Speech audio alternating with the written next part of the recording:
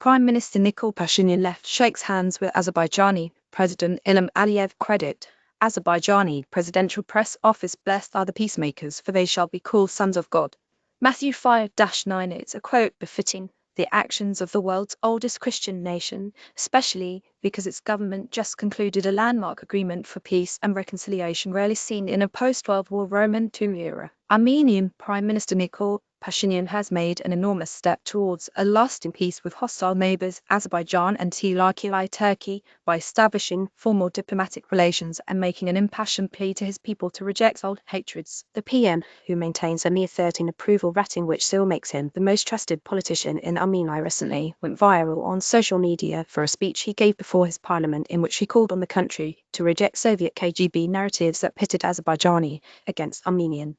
We say a Turk remains a Turk, and they have the same saying there too, that Armenians remain Armenians, said Pashinyan. We must change the content of our own identity, because the content of this identity was formed in the corridors of the KGB. Non-partisan and Turkish language comments on the post suggested the PM should receive the Nobel Peace Prize, while Armenians were predictably angry at the notion. One can hardly blame them because of their long history of war and hatred.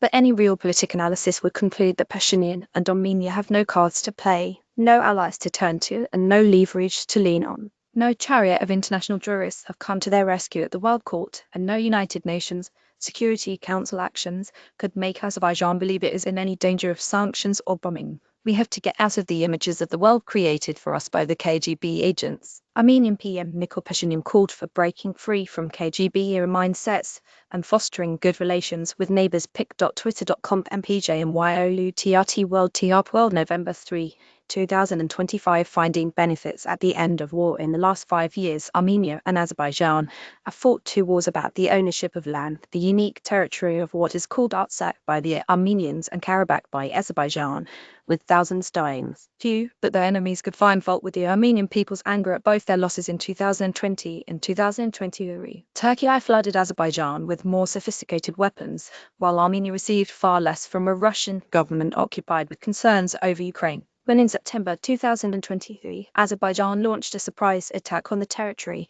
it decisively ended the kinetic dispute over the area that had been ongoing for more than a century. The victory was totally decisive and left behind neither insurgency nor resigned population. The Azeri forces booted out the Armenians remaining in the Artsakh area, who didn't flee, sending them into Armenia as refugees. From the most Machiavellian perspective, one sympathizes with Pashinyan. World at Large wrote in an analysis on the subject.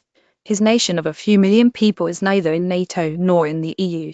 It's sandwiched between geopolitical entities with which it maintains historic animosity, but whose favor larger powers like the US or China must court in order to advance their interests. The location of Armenia by Esselbooked international law scholars described it as at least a crime against humanity, most likely ethnic cleansing, but despite official accusations flying at Azerbaijan from the European Parliament and UN Refugee Agency, nothing by way of punishment manifested from the outrage, but there may be something positive born from the outcome.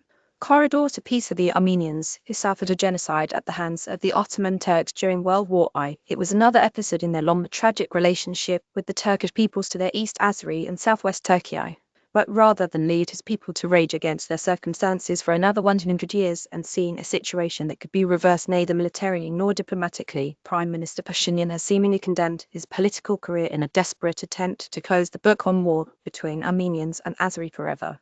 Few, if any, heads of state in the post-World War Roman II era have repaid crushing defeat with an offer for peace and concession. Not even the Buddhist monarch known as the Dalai Lama, and many of Pashinyan's opponents have let him know exactly what they think of him for doing so, accusing him of capitulation, appeasement, betrayal of Artsakis, and historic revisionism. With the official establishment of relations with Azerbaijan signed at the White House on August 8 this year, Pashinyan achieved a substantial mode of progress towards extirpating Armenia from its racial struggle against the Turks, which offers economic benefits to the smaller nation. Azerbaijan has maintained a blockade on Armenia since 1989, blocking passage of goods traveling south from Russia over the Caucasus.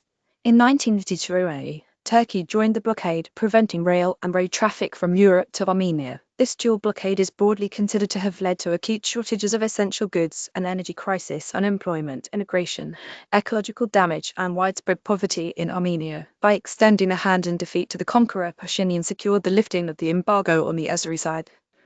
On November 4th, 2020, approximately 50 pounds of Russian wheat loaded into 15 train cars cleared Azeri customs en route to Armenia.